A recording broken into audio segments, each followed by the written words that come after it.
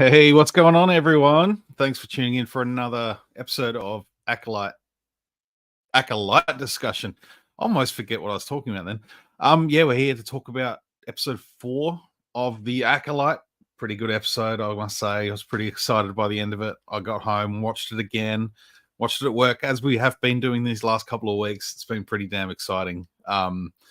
Yeah, nice change of pace from episode 3, which obviously took a step back. So we're right back at the forefront of the story with all our main characters after last week's sort of flashback, little bit of backstory, which I think was important. I'm not going to take away from that. It was very important.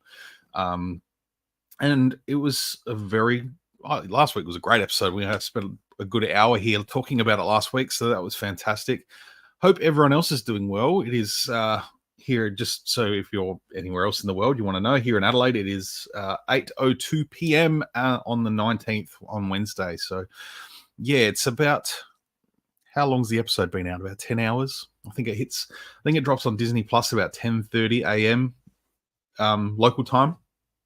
So yeah, obviously I got to wait till we waited till about 4:30 when we closed up the shop today and watched it at work. So it was good. It was good. Yeah, wow. No, it was straight back into the action, which was really cool. And just obviously starting on the planet Kofar, where Kalnaka is hiding. There's still a lot of different motivations we don't know about. There's still some backstory to dive into. We're going to see some more flashbacks throughout the rest of the season. I think this is just part of the way the story's being told, which is kind of exciting. But we're at that point now in the season where everyone that got to see, the first 4 episodes, the screeners beforehand for press, influencers, all that kind of thing, we're all up to date now. We're all on the same page now going forward. So episode 5 coming next week. It's all fresh. There are some bits and pieces from some of the trailers we've yet to see yet, which is going to be cool. Yeah, it's only a few little snippets that I'm thinking of that sort of appeared in the trailers that have yet to be seen. But yeah, just a few sort of things off the bat. Obviously, more Jedi. That was cool. And yes, it is confirmed that was Ki-Adi-Mundi there. We saw as part of that sort of briefing room with all the Jedi Knights, sort of discussing what the plan was. Yeah, Ki-Adi-Mundi, man, young Ki-Adi-Mundi. Who would have thought he was, 100 plus years old, whatever, come the prequels. Maybe 80 something, but yeah, he's over 100. So we now know that Syrians, his species, those cone heads, we know they live for a long period of time. So that's cool. And we saw a young Keldor Jedi Knight as part of the group going to find Kalnaka. And for those who don't know, Keldor are the species that a Plo Koon belongs to. Not yet confirmed, I don't think, that if it's Plo Koon or whether it's just another Keldor Jedi, we're not sure. A Dorian Jedi, sorry. Yeah. They're pretty exciting. There's some familiar faces. There was one moment I grabbed when Sol went looking for Osha throughout the Jedi Temple just before she was leaving. You see a little alien walk by, and that was the same species that was kidnapped at the end of the Bad Batch as part of the the testing the young Jedi kids. So the little white furry dude. So that was cool. Basil. Who doesn't love Basil? He was cool. So apparently he has quite a lot of backstory. No, not backstory. The species that he belongs to. I'm trying to think what it was called. I didn't write down the name of the species. But yeah, we've got a lot of history. I think it was first brought in one of the old Han Solo's Revenge books for Han Solo trilogy from back in the day. Hey, Matt's here. What's going on, man? Good to hear from you as always. Hello from one half of Twin Sons. Go follow the Twin Sons. Matt and Chris, good dudes. Love seeing young Ki-Adi-Mundi. The official Twitter confirmed it was not Plo Koon, though. I'm worried about next week. It's not Plo Koon. Okay, I'm cool with that. Either way. Oh, let's see. Ithiopan or Ithmity. That is the question. No, I don't know. That's cool, man. I didn't see that. obviously I'm not on Twitter. I don't do Twitter, so I Facebook's a vile enough place, so I can get all my misery and stuff on Facebook without going to Twitter. That's cool. Appreciate the info though, man. That's good. That's cool. No, it's just cool to see alien Jedi. I love seeing the Jedi in these white robes, and this it's such an interesting period to dig into because we're very much trained to think of the Jedi of the prequels, being the peak. And even here, 100 years before that, I think they've already fallen a little bit from grace. Particularly in this meeting with Venestra Rowe, with Ki-Adi-Mundi, with Sol, and they're discussing, how they're going to find May and go get Kelnaka or whatever. And they're very much Ki-Adi-Mundi's very much sort of saying, we need to take this to the High Council. And they're very much trying to just keep it under wraps. This is like middle management saying, no, we can't go to the head honchos on this. We've got to get this cleaned up and sorted before anyone else knows about it. If this goes public, we're in the poo-poo. Mr. Brady, how are you, mate? So tell me, what was wrong with this episode? So much hate out there for this series. I do get some of it, but basically I think it's great. Thoughts? I can't think anything wrong with this episode. There's nothing that really jumped out to me. It's a lot of bandwagoning. I'm not going to talk too much about the whole negative crap because I did a pretty reasonable spiel last week. I see it as bandwagoning personally. There's a lot of hate for it. There's not a lot of discussing why they hate it though. I'm looking through comment sections and I'm like, it's not a lot of people sort of saying why they dislike it, which is just plain and simple. It's just poor, not thought out. They just haven't thought out an argument. They just don't know. It's just the usual sort of slandering. It's rubbish anyway. I don't know whether it is just. I don't know. We've had it for years. I wasn't there for 1983 when Return of the Jedi came out, but Facebook was around then. You would have had everyone hating on the Ewoks. Phantom Menace came around. That's only finding its love today, like 25 years later. It's probably over the last 5 years. It's probably found a little bit more resonance with people, but that was slammed for a long time. Episode 2 and 3 probably not as much, but the prequels were certainly slammed as being terrible films for a long time. And of course, the sequels came along nearly 10 years ago, and they've been slammed.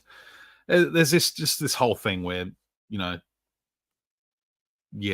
whole thing it's just a generational thing. It's either it's no longer for them. They're trying to reach different audiences with all these different flavors of Star Wars they've got now, which is fine. A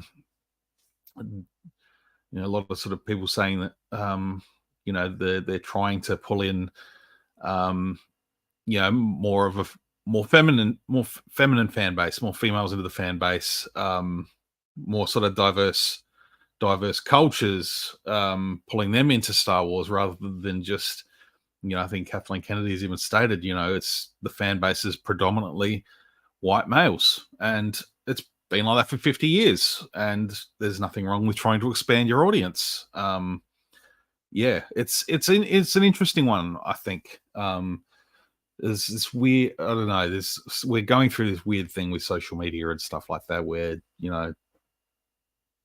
everyone's just got a platform to talk, whether people want to hear it or not. People are gonna step up on their little podium and say exactly what they want to talk about. But it's just the world we live in these days, and I'm sure they're super hypercritical behind the scenes. They know what they're doing. They know what they need to listen for. Let the numbers speak for themselves. People are hating on it, but there's obviously people watching it. They had pretty damn good numbers for the first 2 episodes. I haven't seen any reports on the last 2 episodes of in terms of viewership, but it sounded like it was pretty good. So behind the scenes, they know if it's working or not. They know, the thing is, people like myself tend not to go go on social media and vocalize how stoked we are with it. Like, that's why I'm here. That's why I'm here doing this. Tend not to just go in comment sections, because it's just like, I'm happy with it just to watch it, and now I'm talking about it.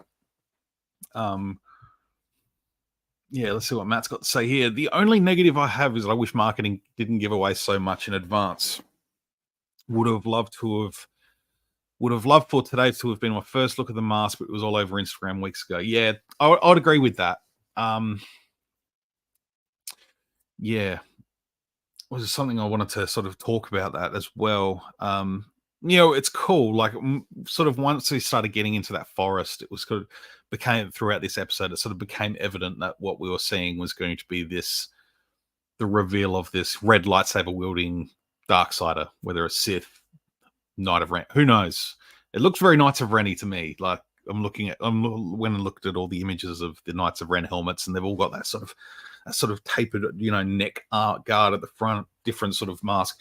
Anyway, we'll find out what's going to happen here, whether this guy is, a Sith Lord, whether he is, a Sith Acolyte himself, looking to overthrow his master, and, trying to recruit or pull in May to be, I don't know, it sounds like that almost sounds too simple for the story they're trying to tell here. It's not, I don't think it's going to be a super convoluted mystery. It's, Star Wars isn't that. Star Wars is pretty straightforward for most of the time. It doesn't get so convoluted. It's, as these things piece together, we'll see the picture a lot more clearly. Like I said, we're halfway through the season. It's, at the moment, there's so much to talk about and so much to wonder. That final scene, someone said that's the Star Wars version of edging, which is absolutely right. We just got to the end. It was just like, what? Yeah, ready for more after that, sort of that last moment. But yeah, it's sort of we're seeing some characters changing. We're seeing some characters developing. Osha's definitely sort of, she's trying to get back to it. She's finding her way back into her spiritual self, whether it's, exposure to being back with her master and being able to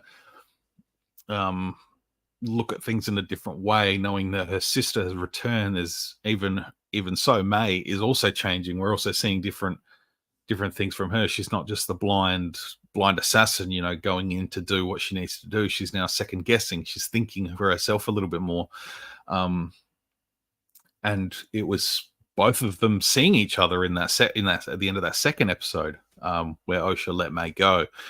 There was definitely a change there. And even Sol mentions in this episode, when he's telling Osha, he says, when I told her you were alive, her eyes changed, something inside of her changed. And he, says basically her love for you is what can pull her back, which, is such a Jedi thing. It's such a Jedi compassion, being able to read that compassion, that empathy, for someone who has already killed 2 Jedi, basically. He still has that spark of hope, that little bit that, Luke Skywalker has in Return of the Jedi for his father. He says, he knows he can bring him back. And even Qui-Gon, like very Qui-Gon, Luke Skywalker's got a lot of those sort of traits as well, which is really, really cool. Hey, Brian, appreciate you coming in, man. Feeling under the weather, and it's sweltering at work this morning, so I'm looking forward to geeking out over the episode. Yeah, I'd love to hear your thoughts, man. Definitely love to hear your thoughts. So, I don't know. Are we all sort of in this same headspace of Khmer? So, I assume that's how to pronounce it, Khmer. This is the dude that's hanging out with May. He is also, an underling of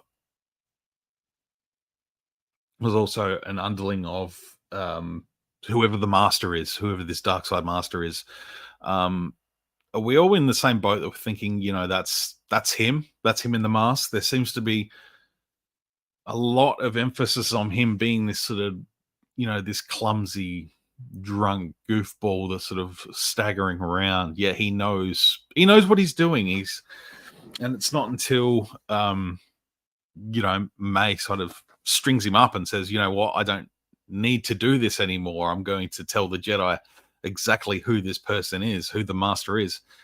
And I feel like that's kind of his time. That's, he has the ability, obviously being as powerful as he is, he's able to sort of cut himself down and whack the helmet on.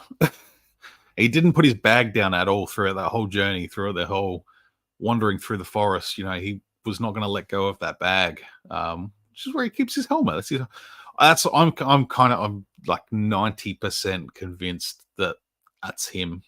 That's him. That's, he's playing this side buffoon sort of guy just to sort of keep her off guard. But I don't know whether she's picked up on that or not, because I don't know, the way this episode sort of plans out is that he's already gotten to Kelnaka before May gets there. And when she's in there, all of a sudden there's 8 or 9 Jedi standing outside. It's like, well, if she walks out and Kelnaka has been killed, it's not going to look great for her, especially when she's pretty much just decided, she's going to set it, like, she's going to reveal all to the Jedi, which obviously isn't going to happen. Bob Paranoiac says, "May scream liar to soul and Yord then ran away."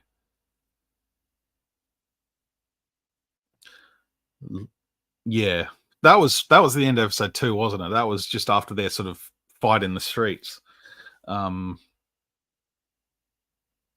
Obviously she was sort of in disbelief that she was around. I think it's that sort of shock that comes to finding out that, your sibling who's been gone for 16 years. 16 years, was it? Sorry, I was sitting on my own legs and I needed to readjust. So I don't know. It's a lot there's so much to think about in this series. It's really, really cool. Seeing Soul finally whip the lightsaber out, see that nice vibrant blue blade, cutting the Now I was looking at the subtitles on my second viewing, and the bug that was released was called an Umbar moth. Umbar,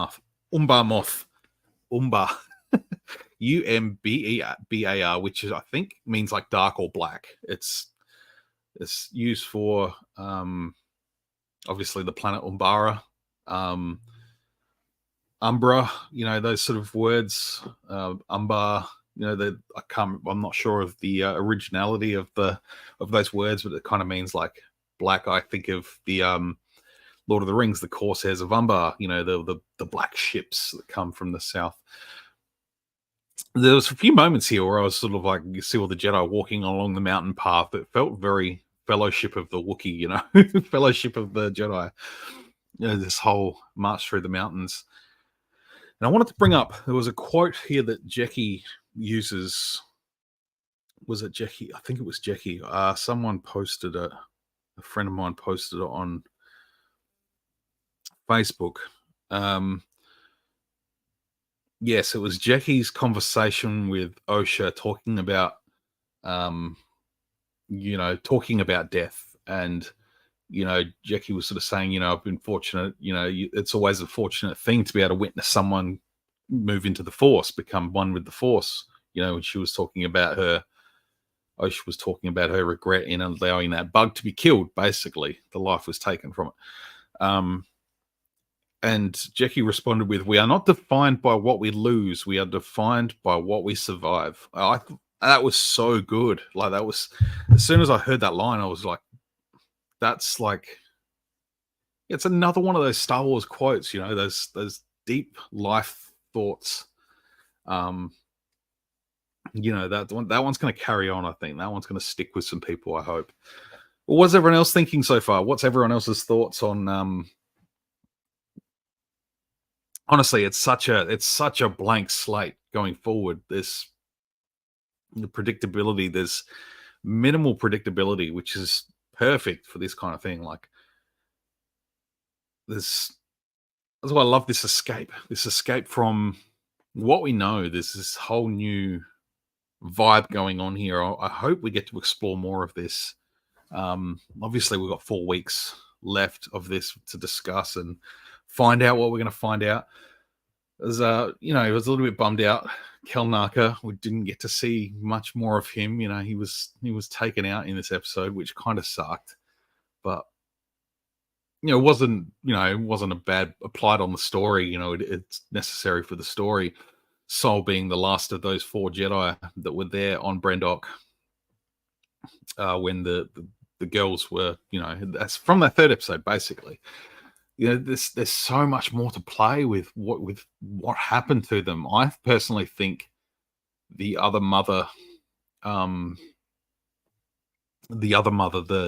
Zabrak, I think she's had a little bit more to play. I've sort of been thinking throughout the week that maybe the Jedi had a little bit more to play in what happened there. Sort of just looking for clues, particularly in that 3rd episode, and there's that sort of shield generator. There's that generator that's going on at the bottom of that fortress. And that was kind of sparking, and they sort of showed that earlier on in the episode. There was something going on there, and it was kind of how that sort of triggered a chain reaction and caused the explosion. And I don't know, it's going to take some rewatches, I think, and probably a little bit more thought. But I don't know. I just enjoying the ride so far, man. Like it's cool stuff. It's just cool, fun Star Wars. Trying to stay away from Facebook comments, but every second thing comes up as someone's unfortunately not digging it, which sucks, man. I want everyone to love it, but it's not going to be for everyone, and that's fine too. I don't know what else to say about that. It is what it is. I'm enjoying it. I enjoy it. There's obviously people here in the chat that are enjoying it, which is awesome. And I'll always be happy to talk to people that are enjoying it. I talked to someone today at work who was, what did they say? They said they were watching Kenobi and it kind of bummed them out. They sort of said they watched Kenobi, but it didn't really feel as epic as it should have. And I sort of tend to agree with that in part. I feel like it felt really small in terms of scope and scale. But that comes with a TV series. That's the budgets aren't what they are for major blockbuster films. And also it's it was it was a smaller sort of story too. Like it wasn't as big and thematic as each of the prequel films, for example. It sort of had a good discussion about it. I was like, yeah, you know what? There's some moments, and I've put a lot of emphasis in the past about, particularly Obi-Wan Kenobi and the Book of Boba Fett filming during COVID times and being, very restricted with the sets and how many people you can have working on it at a time and whatnot. I definitely think there are some moments in Kenobi that were affected by that. And I think, overuse of the volume, I think that's something that seems to be, I don't know if it's absent in this series, but it seems to be used strategically or minimally. Whereas I think in the first 2 seasons of Mandalorian, it was put to good use, the volume, the big round room with the screens. But then once you know that's what's being used as a background, I think it loses a little bit of its glamour, I think. And, with Vader and Obi-Wan's duel at the end of Kenobi, I feel like that was, it just felt like they were on a set at times. Like it felt a little bit small. I don't know, emotionally and everything. Like it punched 100%. Like it got me hard. Not actually got me hard. It got me in the feels in a good way. It didn't. You know what I mean? Yeah, maybe a little bit. That's beside the point. No, it got me. Like it punched me in the feels. That's what I'm trying to say. It got me there. But some of those wide shots of them sort of walking through the desert dueling, it kind of felt like, it was dark and gloomy, and sometimes that's kind of by design to try and hide certain things. And probably the most jarring thing from that battle is the lightsabers. They were very, very saturated. Like the amount of color those blue and red blades throw out. Because lightsabers never have really done that before. Never really thrown out that much light. They've always just been, it's been a white with a color glow. Whereas these lightsabers at the end of Kenobi, they're throwing us so much rich color. Like all the surroundings were red, and Obi-Wan was very saturated with blue with the glow of his saber, and Vader was very red, and there was a lot of that, and that kind of took away from it a little bit. That could just be my personal tastes. But I don't know. This one, seeing all the lightsabers lit up, particularly in this episode of the Acolyte, in the forest there at the end, they didn't seem to have that same sort of, that strong hue, that glow. They were very bright and awesome, like greens, yellows, blues.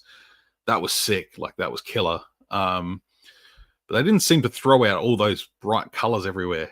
Like it wasn't overbearing at all. Probably the red one probably stood out a little bit more, but even then it wasn't like saturating. It wasn't super saturated on the mask or on Osha as she was standing there in front of this guy, this dark guy, this dark Sith, zipper face,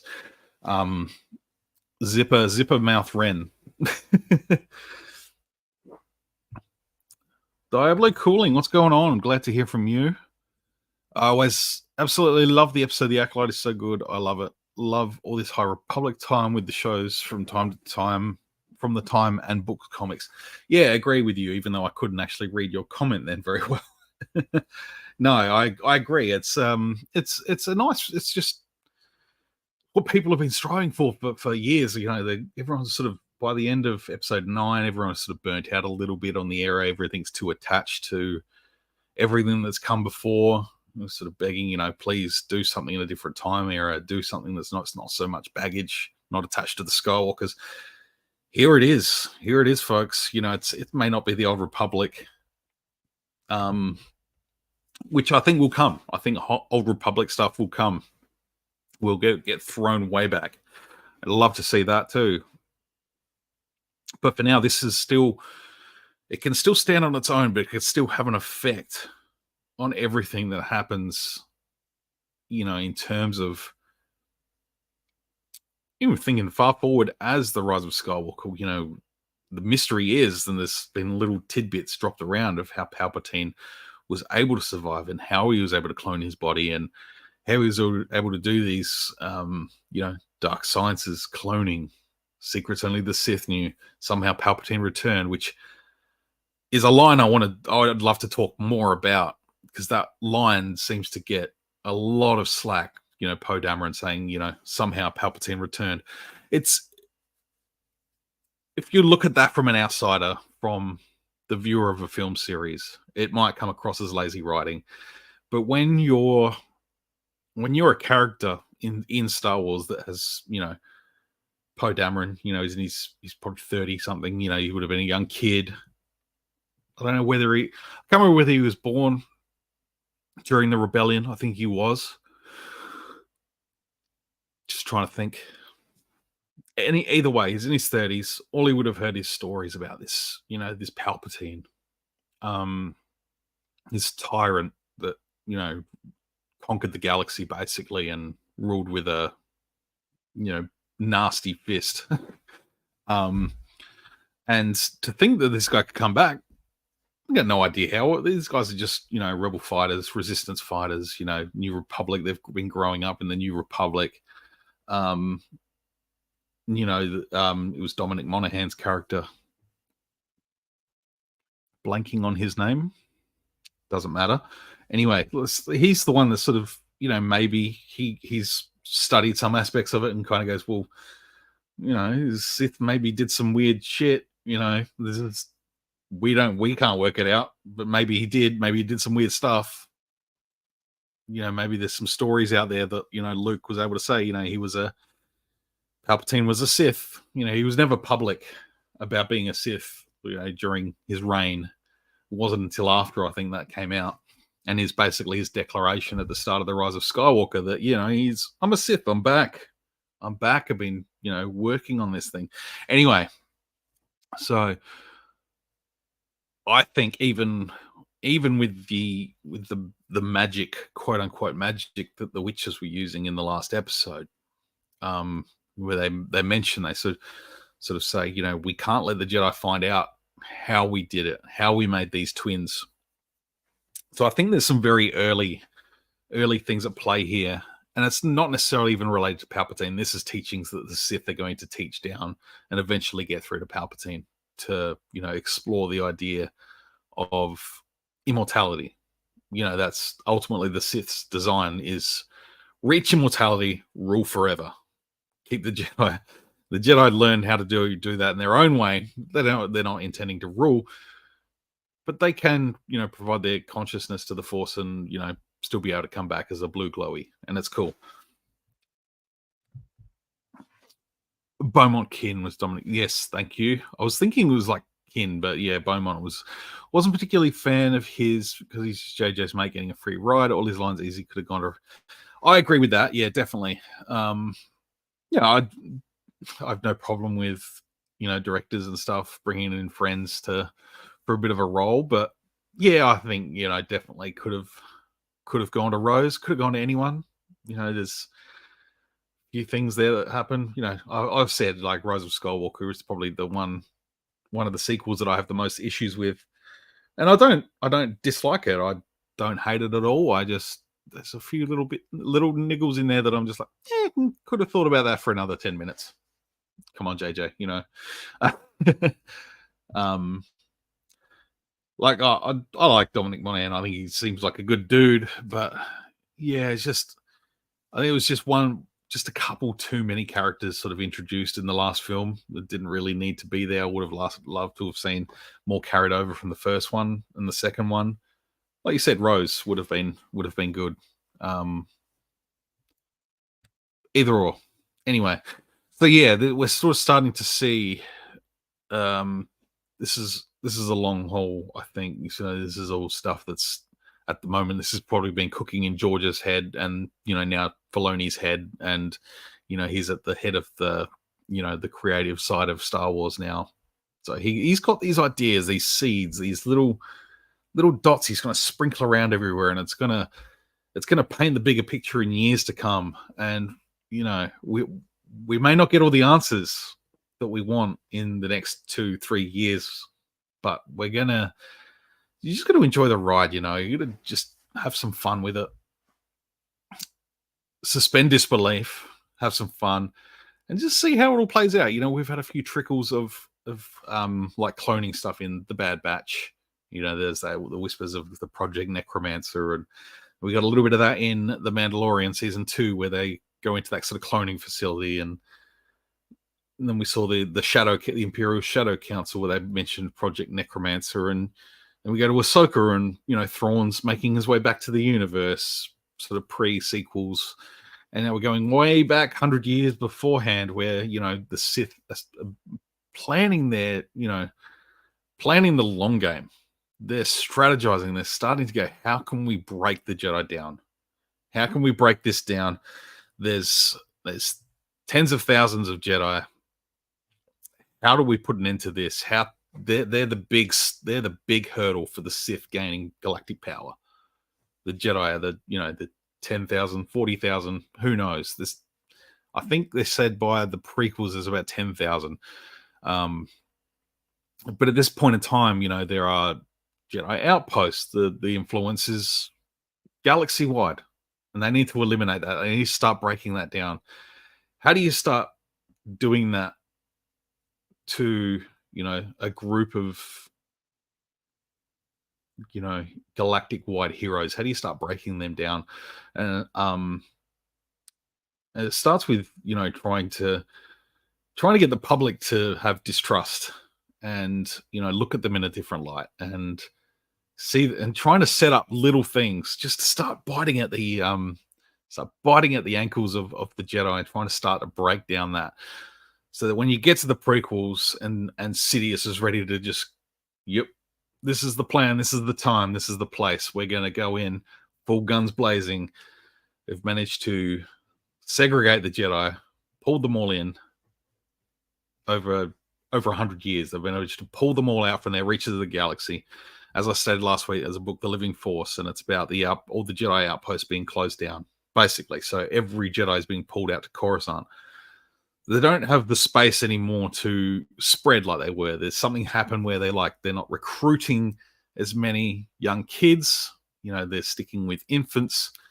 I don't know exactly what's going on. I'm just theorizing here. And then sort of in the Clone Wars, he sends all the Jedi out, basically. Let's send them to Geonosis. Let's wipe out a bunch of them. They're going to send all the masters there. Let's wipe out a bunch of them. And then what we're going to do is we're going to disperse all these Jedi amongst the galaxy with troopers that at the flip of a switch, they're going to kill them.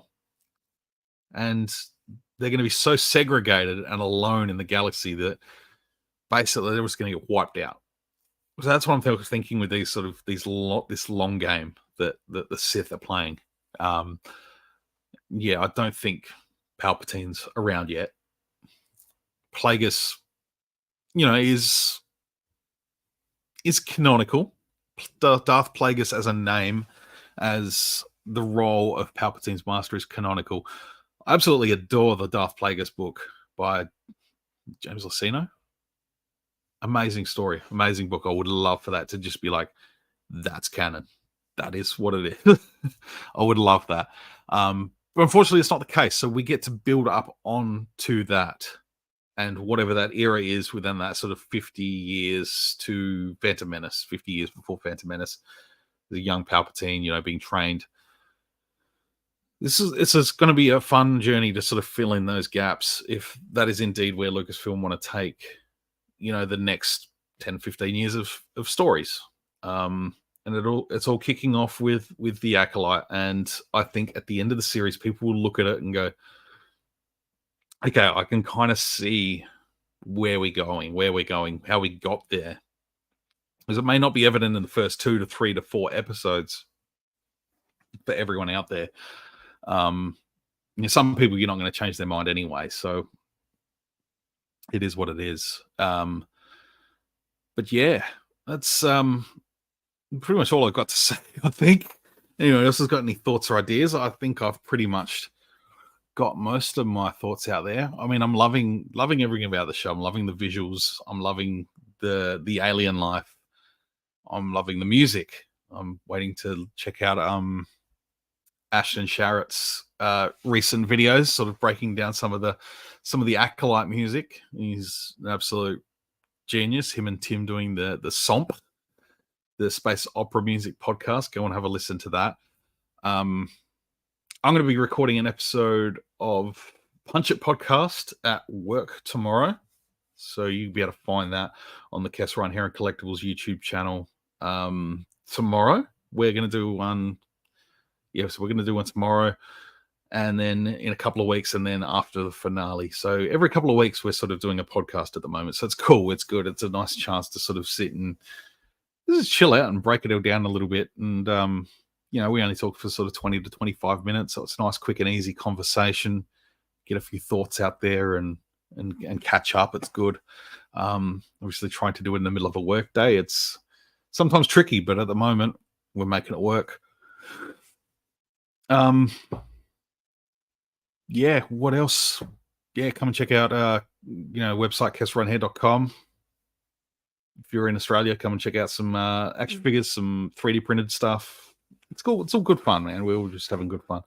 I'm going to try and get my Thursday, Friday videos up, but I haven't had that much. I haven't had time to record. So for those who don't know, I last year sometime I was diagnosed with diabetes, and last night I actually had my first ever hypo, which is like the blood sugar dropping below, and that was I was talking to Brian Metal Jedi, and that was the first time that's ever happened to me. So that kind of knocked me out, man. That just sort of hit me, and a little bit flat and under the weather today, but I'm okay. I got it under control quickly. Um, Probably knowing that now that I've experienced, I know how it feels when if the blood sugar's getting too low. I know how to counteract that pretty quickly. So, um, yeah, that was a bit strange. So, last night I was intending on recording a couple of videos, but I just wasn't feeling it. Wasn't feeling it. So I thought, no. So if I can't get them up in time, next week, definitely have new Clone Wars Thursday throwback and Power of the Force Friday. I've got a plan. I know what I'm doing. Just got to do it. But yeah, for now, not 100% sure whether they'll be out this week. We'll see again. I've got we've got 3 new vintage collection figures on the way, which I'm pumped about. What have I got? I've got the Cal Kestis in Imperial disguise. I have the Mandalorian Judge, and I have the new Princess Leia coming in vintage. So I'm pretty excited about them. I don't really have much else on the way. Just waiting for that next slot of like Black Series and vintage. Hopefully next week I can put my pre-order down for the Cantina. I'm excited about that. That's going to be cool. Yeah, it's like 14 months away, so yeah, I can afford to just drop a nice little deposit and pay that off over the next sort of 12 to 14 months. So that's cool.